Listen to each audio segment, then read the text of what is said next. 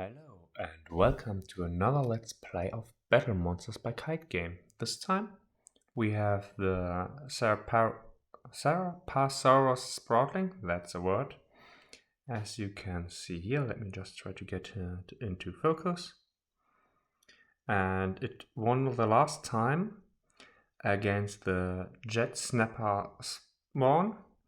So I thought it would be interesting to pitch the winner of our last game against the Infant Ignisaur, a little fire lizard. And just to recap a little bit, the Capasaurus Sproutling has the leeching tendrils, which allows him to deal a little bit of damage and regain HP. It has the oozing spores, which causes an opponent to become unconscious. It has the lashing vines, which deals straight up damage, and if other model has an equal or smaller base, it doubles the damage output if 6 is rolled. And the bark and grunt, a trigger attack, which reduces the attack state of the target by 25%. And the Infant Ignisaur has its first action. It has the blazing burp, which you can also see here. It is a range class attack with the Heat elemental. The Infant Ignisaur is a Heat battle monster. And this attack has an accuracy of 8, it deals 6 damage. And if a 5 or a 6 is rolled on the damage die, the target becomes affected by the burnt debuff. It has the Teeth and Claw neutral attack, which is a melee class, has an accuracy of 10, which deals flat d6 points of damage. It has Smoke Ring Hiccups, which is a trigger class attack of the neutral element, has an accuracy of 8. And it reduces the accuracy for the next 5 turns of all enemy actions by -2. And this action cannot be used again, so the 3 is really good to debuff the opponent. And finally, its fourth action, it is the bark and grunt. So, and both of these have a special rule that if they have 10 or less HP, both of them have 20, they will increase their respective element for plant in the case of the Cepasaurus Sproutling, and heat in the case of the Infant Ignisaur's attacks. So, with this, let's jump right into our first turn of combat of these two little critters. So, as we can see here, the initiative stat of the Infant Ignisaur is 7, and the Capasaurus Sproutling has only 5. Therefore, the Infant Ignisaur will begin the turns, but I will roll their actions at the same time. It's 5, use item, and 1. I will just reroll the 5 because I do not use items. Once again, I'm using my self-written AI rules, therefore here's the chart. And I just realized that I used the wrong die. Let me just correct this quickly. So, Infant Ignisaur rolls a 1. Therefore it will use the blazing burp. And the Cepasaurus Sproutling rolled a 6, therefore it will use the third action. But since this would be the leashing vines, which is resisted by the Infant Ignisaur, I will just reroll another die. On a roll of 4, which was a 5, it was outside of the camera, it will really use that action. Instead, if I would have rolled a 1, 2, 3, I would just have rerolled the die to determine randomly the action. And with this, the Infant Ignisaur will start the turn using its blazing burp.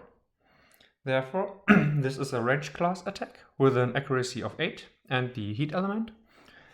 Let me just grab the D10.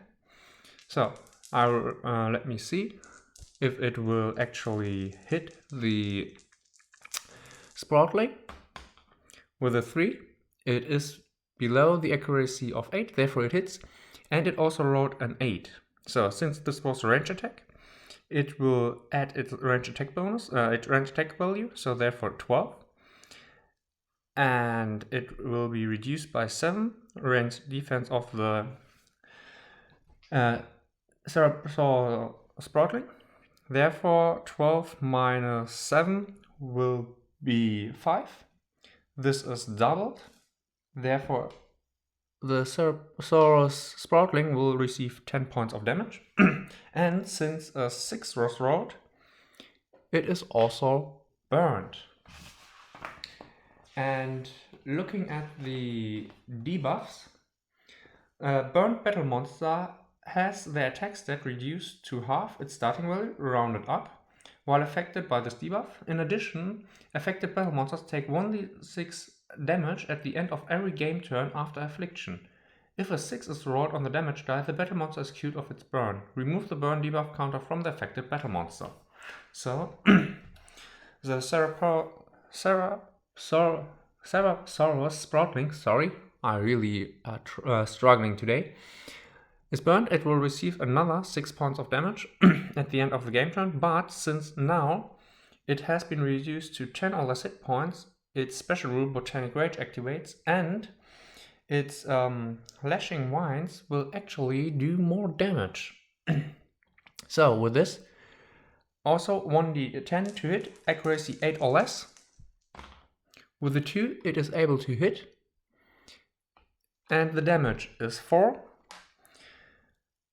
Adding a 7 to it, we are at 11. Minus the range defense of 5, we are at 6. And since it is halved and doubled, it would be reduced to 3, and doubled because of the Botanic Rage of the Cepasaurus Sproutling. Therefore, it remains at 6 damage against the Infant Ignisaur. It's the end of the turn, and the earned debuff will activate. Therefore, another 2 points of damage for the Cepasaurus Sproutling. Not looking good. And that was the first turn. So, on the second turn, the Infant Ignisaur rolled a 6. Therefore, it will use the action 3, which will be Smoke Ring Hiccups. And the Cepasaurus Sproutling rolls a 9, which will be use item. I will just re-roll it. It's a 10. Switch, which will also be re-rolled. It's an 8. It will use action 4, and action 4 is Bark and Grunt. So, beginning with the Infant Ignisaur, the Smoke Ring Hiccup has as a trigger class of the neutral element. It has an accuracy of 8. With a 3, it is able to do so. And now it smokes some, rings from its belly into the air. And for the next 5 game turns, I will just put a small die onto the action 3. Here it is with a. It's not really good for you guys to see, but here I will just put a 5 down there to remind me that the accuracy of the Cepasaurus Sproutling is reduced by 2 for these turns. And I will just remove these marker to the side, because as long as this trigger ability is in action, it cannot be used again. Now, the Cepasaurus Sproutling will use its Bark and Grunt action. It's a trigger class of the neutral element. Normally it has an accuracy of 10, therefore would hit automatically, but since the Smoke Ring Hiccups are in play, it only has an accuracy of 8. With a 6 it is enough to hit. And now the attack stat of the Infant Ignisaur is reduced by 25%. And I will just put a little die with a 1 there. It's the end of the turn. And the burn debuff activates. It's another 5 points of damage, putting the Cepasaurus Sproutling at 17 points of damage in total, compared to the 6 points of damage for the Infant Ignisaur. So, coming into turn 3, Infant Ignisaur rolls a 1, which is once again the Blazing Burp.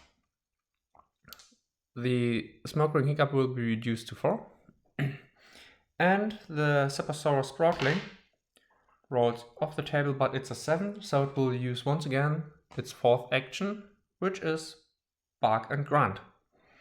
Starting with the Infant Ignisaur, it will use its Blazing Burp, accuracy of 8. With a 3 it's hit and it's 6 damage.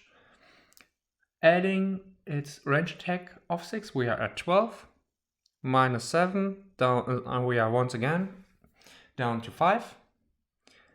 Doubling the damage because its vulnerability to heat. It's once again 10 points of damage, and with this, the Infant Ignisaur defeats the Cepasaurus Sproutling. So this was a quick game, and as expected, the Heat BattleMonster was victorious about the planned Toxic BattleMonster. So I hope you enjoyed this quick little let's play about BattleMonsters, and I hope you have a great day.